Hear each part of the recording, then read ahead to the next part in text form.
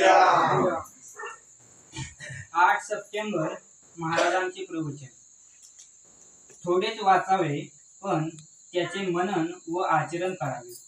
माया म्हणजे काय, तर ते परमात्म्याशिवाय असते ती माया। जे दिसते आणि नाचते ती सर्व माया।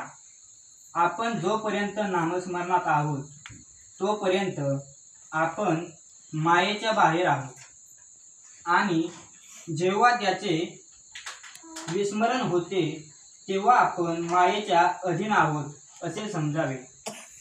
सर्व काही करण्यामध्ये आहे, सांगण्यात आणि ऐकण्यात नाही।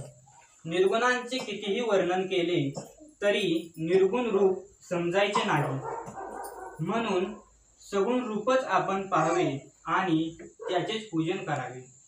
मी निर्गुणाची उपासना करतो असे जो म्हणतो त्याला खरे म्हटले म्हणजे निर्गुण हे काय ते समजलेच नाही, कारण तिथे सांगायलाच कोणी उरत नाही। एकाने मला सांगितले की मी सर्व वेदांत ग्रंथ वाचले आहेत। त्यावर मी त्याला म्हटले की तर मग तुम्हाला समाधान मिळालेच आहे। त्यावर तो म्हणाला, तेवढेच काय, ते मिळाले नाही। मग एवढे वाचून काय उपयोग झाला? आपल्याला त्या वेदांताला घेऊन मग काय करायचे आहे? आपण आपली भोळी बाबडी भक्तीच करावी। देवाला अनन्य शरण जाऊन त्याचे नामस्मरण करीत जावे, म्हणजे सर्व काही मिळते। जो जेवायला बसतो तो माझे पोट भरावे असे कधी बोलांनी म्हणतो का? पण जेवण झाले की आपोआपच पोट भरते। आपण ग्रंथांमध्ये जे वाचतो ते जर आचरणामध्ये आणले नाही तर त्या वाचनाचा उपयोग काय?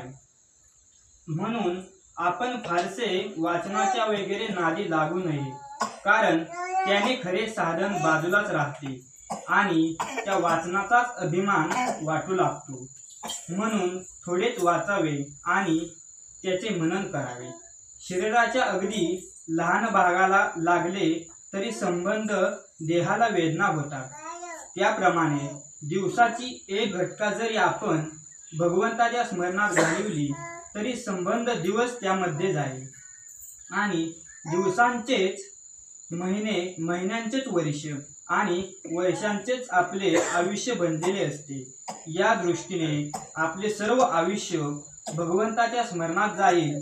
प्रपंचाची आवड असू नये, पण प्रपंचातल्या कर्तव्याची आवड असावी। प्रपंचातली कर्तव्य करणे हे पवित्र आहे खरे, पण त्यामध्ये गुंतून राहणे बरे नव्हे। म्हणून आपण मनाने भगवंताचे होऊन राहावे। आपण मनापासून भगवंताला स्मरले तर तो आपल्याला सुख समाधानात ठेवल्याविना राहणार नाही। प्रपंचात सुखी होणे म्हणजे भगवंताचेच होणे होय।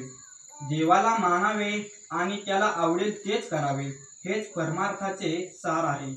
आजचे बोधवाक्य: देह केव्हा जाईल याचा नियम नाही, म्हणून वृद्धकाळी नामस्मरण करू असे म्हणू नये।